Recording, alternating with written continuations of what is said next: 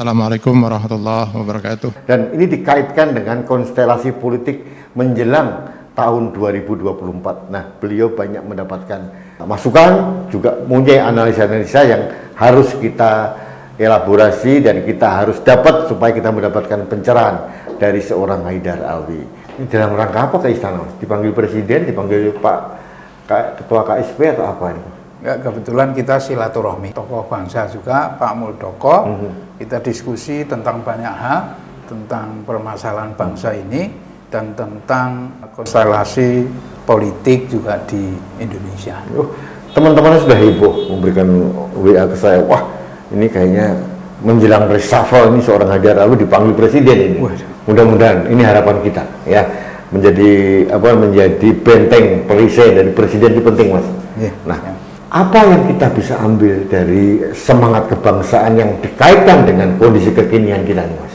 Saya mulai dari sini, saya ingin memaparkan kenapa Indonesia kita ini jadi rebutan bangsa-bangsa lain untuk masuk. Jadi Indonesia kita ini saya kebetulan orang fisika, orang elektro, S1 saya elektro, S2 saya elektro, terus S3 juga sempat ambil pembangkit. Jadi ada satu percobaan fisika yang saya ulang ini tentang Indonesia kita ini. Ada satu percobaan benda lingkaran kita puter kenceng selama setengah jam. Setelah itu kita ambil glitter, lemparin tangdung.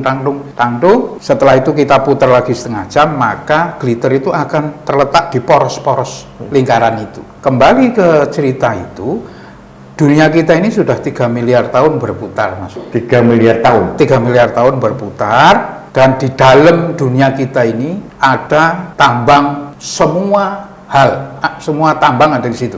Kalau kita belajar kimia itu ada tabel periodik. Nah, emas, Ag, air, segala macam itu ada di dalam bumi. Nikel dan lain sebagainya. Gas, minyak. Kalau ada peta globe nanti dilihat, Indonesia kita ini dari sisi laut sama dari sisi darat itu hampir sepertiga itu terletak di wilayah Indonesia, Mas. Artinya apa? Menurut percobaan tadi yang ilmu pasti tadi, bahwa kekayaan dunia ini sepertiga ada di Indonesia, Mas. Sepertiga ya. Nah, itu satu. Jadi tinggal kita gali. Yang kedua, karena letaknya di poros bumi, maka ya ikan-ikan itu akan lari ke laut Indonesia. Ini saya bicara tentang kekayaan dulu, baru nanti kebangkitan. Kenapa ribuan, mungkin puluhan ribu kapal asing itu ditangkap maling ke tempat kita? Potensi ikan kita ini, menurut saya, hitungan kasar saya, itu setahun itu bisa menghasilkan sampai ratusan triliun devisa, mestinya ya. Kenapa? Seharusnya. Kenapa? Karena di poros bumi ini, di lautnya, kan sepertiga kita berada di poros bumi. Artinya laut kita ini anget, Mas. Jadi ada WNI Korea, WNI Jepang, WNI Cina, WNI itu warga negara ikan Jepang. Itu kalau mau ngendok itu larinya ke laut Indonesia karena anget. Begitu selesai bertelur, benur segala macam, dia balik lagi. Nah, sebelum sempat gede ya ditangkepin lah, biasalah. Jadi nelayan asing itu merasa itu bukan maling, dia ngejar mboe tadi. Ya, jadi sebegitu besar kekayaan kita, Mas, kalau kita ini. Makanya saya beberapa kesempatan usul dibentuk SKK ikan. Kalau ada SKK migas itu karena sumbernya dari Allah. Ikan ini kan nggak perlu ngasih makan kita. Semua di laut tinggal ngambil. Tuhan nyiptain, Tuhan yang ngasih prioritas. Indonesia ini terbesar, Mas. Jepang, semua negara kalah lah dari hasil lautnya kita ini. Belum di laut itu masih ada minyak, ada segala macam itu di laut kita ini. Jadi saya ingin menceritakan kepada teman-teman, kepada Mas Rudi CS rakyat Indonesia, negara kita ini super kaya, luar biasa, kaya raya, terkaya di dunia saya bilang. Nah, tadi itu ikan, tambang sepertiga tambang bumi ini ada di Indonesia. Saya kasih contoh simpel lagi, nikel, masalah nikel. Itu ada penemuan baru, ya, penemuan itu nanti listrik kita itu ada ciptaan nanti dari Jepang sama dari Korea, power bank itu, Mas. Power bank itu kapasitas sementara maksimum kayak HP itu 25 kilowatt, 25.000 watt maksimum. Itu gedenya kira-kira segini. Nah, nanti itu dibuat, kita cas dengan PLN 2 hari, 5 harinya gratis kita. Pakai power bank itu untuk rumah dengan kapasitas 25.000 watt itu dari power bank itu. Nah, subhanallahnya ini luar biasanya ciptaan Allah tentang Indonesia ini. Sementara ini bahan baku 90% lebih dari power bank itu adalah nikel, ya. Dan nikelnya harus dari Indonesia. Ini yang saya tahu terakhir berapa bulan yang lalu ya. Mau orangnya sama. Kalau nggak dari Indonesia nggak bisa dibuat itu. Jadi negara kita ini, Mas, saya sampai mau ngomong itu sedihnya minta ampun. Demi Allah, demi Tuhan, ini negara luar biasa kaya. Rakyatnya kudu makmur luar biasa. Ayo kita gali bareng-bareng. Kekayaan kita olah bareng-bareng, jangan diberikan kesempatan kepada segelintir orang untuk mengelola. Negara harus hadir sesuai dengan Undang-Undang Dasar kita pasal 33 itu. Kekayaan alam ini untuk kemakmuran rakyat Indonesia pada umumnya. Ayo kita bersama-sama membangun negara, jangan mau dikadalin oleh rombongan. Maaf ya, saya terpaksa ngomong begini. Jangan mau dikadalin oleh rombongan jenggot asu itu, sehingga kita bisa gampang diadu domba. Jadi strategi untuk mengadu domba ini karena untuk mengambil kekayaan kita itu. Ujungnya itu ujung utamanya. Nggak ada ujung lain. Ngapain mau ganggu Indonesia kalau nggak mau ngambil kekayaan kita? Ya, ini itu ya Mas ya. Itu. Jadi artinya Mas Haidar menarik garis bahwa potensi Indonesia yang luar biasa ini itu harusnya menjadi modal dasar untuk kita bangkit gitu ya. Iya. Kita tahun 2045 Indonesia gemilang, 100 tahun gitu ya. Nah, ini momentum kebangkitan yang dipakai oleh Mas Haidar untuk mengangkat resources tentang sumber daya manusia dan sumber daya alam di Indonesia. Mas, pertanyaannya adalah ada beberapa prakondisi untuk mencapai Indonesia gemilang. Nah, tahapan pertama adalah tahun 2024. Suka tidak suka, mau tidak mau, secinta apapun Mas Haidar dengan Pak Jokowi harus lengser tahun 2024. Ini suatu keharusan dari Undang-Undang Dasar kita. Nah, pertanyaannya, Mas, ini persiapan kita mengarah ke sana ini, orang-orang nasionalis yang pro Jokowi seperti kita semua ini sudah ada persiapan belum? Menurut saya tidak ada persiapan sama sekali. Ini pribadi saya, pendapat pribadi. Wah, ini dan saya mengerikan pendapat. Bahkan sampai ke tingkat mengerikan, Mas Rudi. Gini, menurut saya kita selama ini Pak Jokowi ini secara konstitusi jelas nggak bisa nyalon lagi. 2024 harus lengser dan diganti oleh orang lain.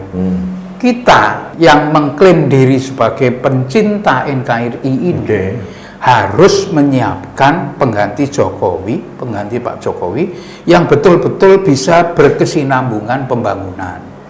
Jokowi sudah bagus banget menyiapkan infrastruktur, menyiapkan segala macam, dari banyak bendungan dibangun, jalan tol dibangun, semua itu sudah top. Kalau kita sekali lagi saya selalu bilang belajar dari sejarah.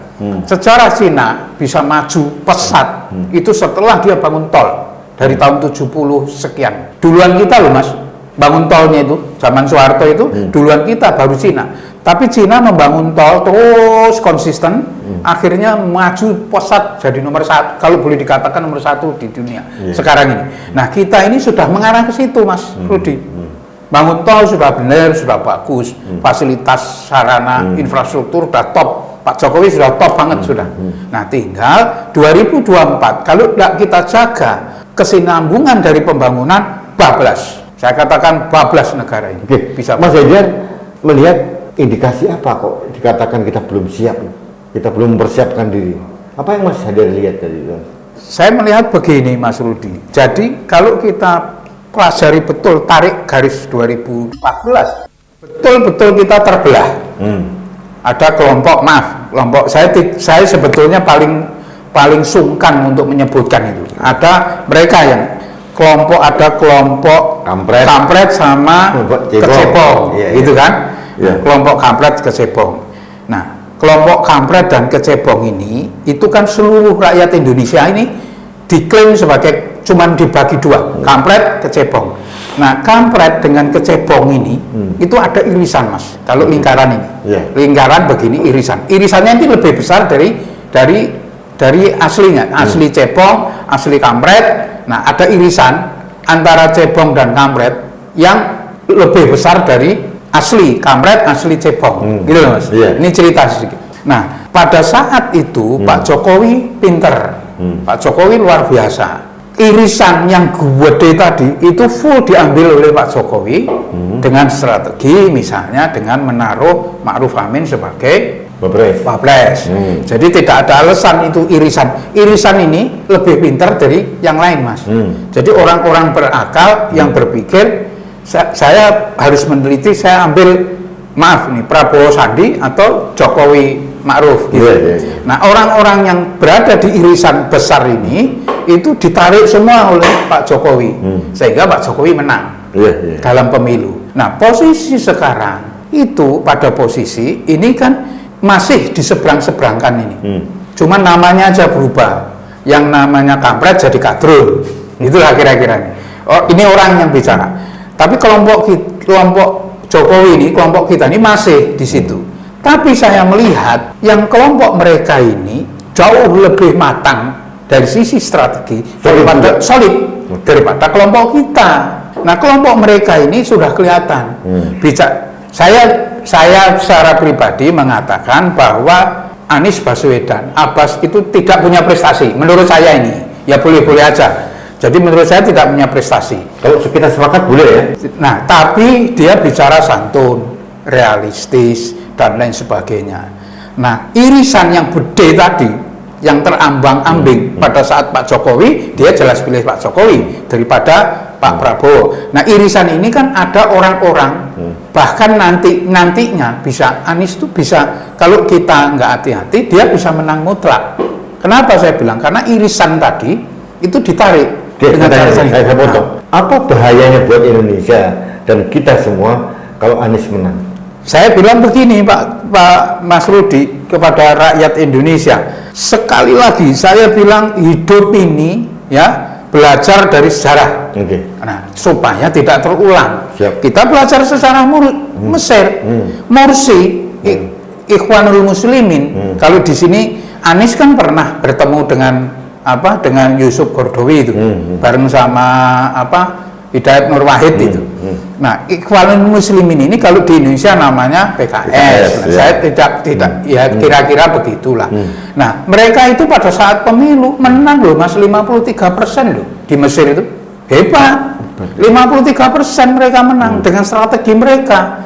Tapi 2 tahun berjalan, rakyat mulai pikir ini gak iso diteruskan gitu loh. Orang-orang tertentu yang tidak cocok, tidak sepaham dengan dia, seperti ini kan Ikhwanul Muslimin ini irisannya dengan ISIS besar. Saya tidak ingin mengatakan bahwa PKS sama persis, enggak. Irisannya dengan ISIS itu cukup gede. Nah, begitu mereka menguasai, nggak siap, makanya 2 tahun berjalan diambil alih oleh tentara. Untung Mesir rakyatnya masih seperti Indonesia, tidak seperti Arab itu, Saudi, Yemen perang bersaudara Irak atau Syria. Mesir masih agak santun karena di situ ada Al-Azhar dan lain sebagainya. Nah, di kita ini nggak ada jaminan, Mas.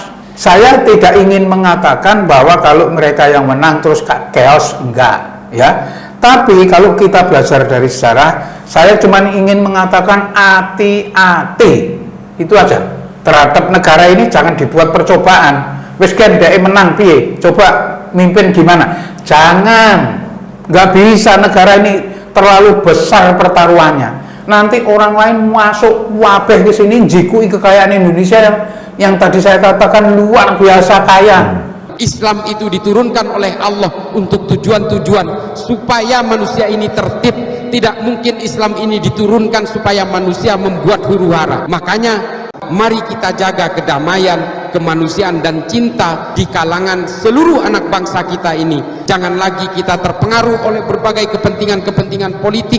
Kita harus berpolitik atas nama Islam dan atas nama negara, atas demi keutuhan negara kesatuan Republik Indonesia. Aku qouli hadza, astaghfirullah li wa lakum. Wassalamualaikum warahmatullahi wabarakatuh.